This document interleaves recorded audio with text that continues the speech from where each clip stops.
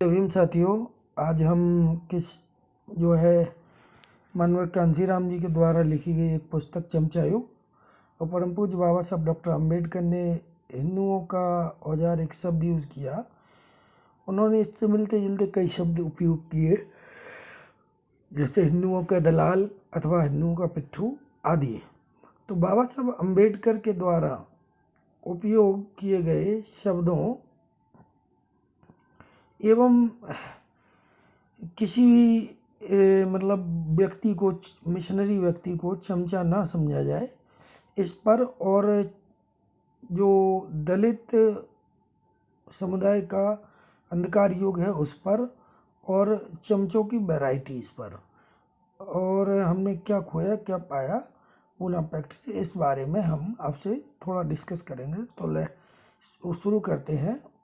ठीक है साथियों, बाबा साहब अम्बेडकर ने जो है चमचों के लिए हिंदुओं का दलाल अथवा पिट्ठू अथवा हिंदुओं को औजार आदि शब्दों को उपयोग किया। इसी प्रकार मानव कांशीराम जी ने परम पूज्य बाबा साहब अम्बेडकर से प्रेरणा लेते हुए जो है चमचा युग का, चमचा जो शब्द था उसका प्रयोग किया।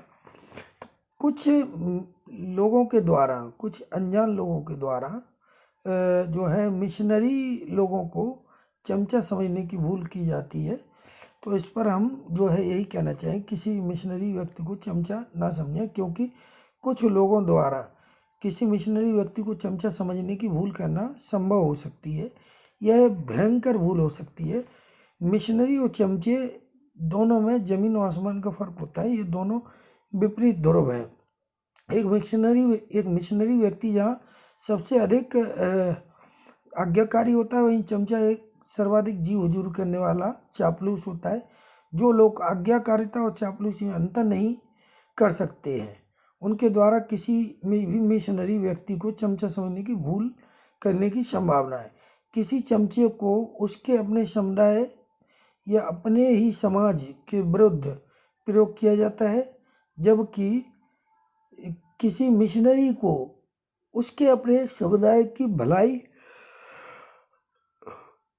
अथवा समुदाय के, समाज के हित में प्रयोग किया जाता है। किसी चमचे को अपने समुदाय के सच्चे और वास्तविक नेता को कमज़ोर करने के लिए इस्तेमाल किया जाता है, जबकि किसी मिशनरी व्यक्ति को समुदाय के सच्चे और वास्तविक नेता को मजबूत करने और उसकी सहायता करने के लिए प्रयोग किया जाता है। अब हम बात करते हैं डार्क एरा ऑफ दलितों या अछूतों के अंधकार युग की। भारत के अछूत शूद्र लोग अपने ही देश में लगभग 5000 सालों से दर्दनाक अमानवीय तकलीफ़ों एवं कष्टों से गुजर रहे हैं। उन पर जितने जाति के आधार पर जुल्म अत्याचार हुए हैं, पूरी दुनिया में किसी दूसरे वर्ग पर नहीं हुए होंगे। जब भी हम किसी मानव की दूसरे मानव के प्रति अमानवीयता के बारे में सोचते हैं, तो अछूतों के खिलाफ हिंदुओं अथवा मनुवादियों का कोई शानी नहीं मिलता।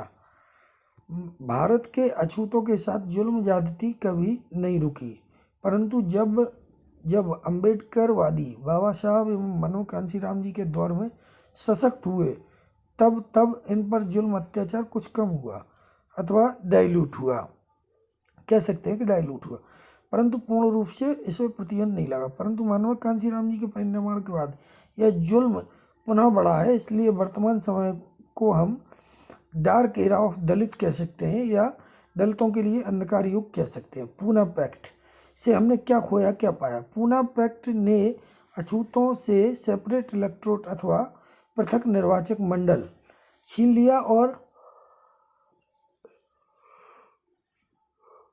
उन पर संयुक्त निर्वाचक मंडल थोप दिया। ठीक है, अब हम चमचों की वैरायटी के बारे में जानेंगे। तो द वैरायटीज ऑफ स्टूज, तो इसमें कांशीराम जी ने जो किताब लिखी है उसमें 6 तरह के लगभग चमचे बताए हैं। उन्होंने जाति और समुदायवार चमचे बताए हैं। उसमें भी उन्होंने 4 प्रकार के जो है जाति और समुदायवार चमचे बताए हैं। अनिच्छुक चमचे, मतलब जिनकी कोई इच्छा ना हो। रिलक्टेंट स्टूज जो है वो अनुसूचित जाति के लोगों को उन्होंने बताया।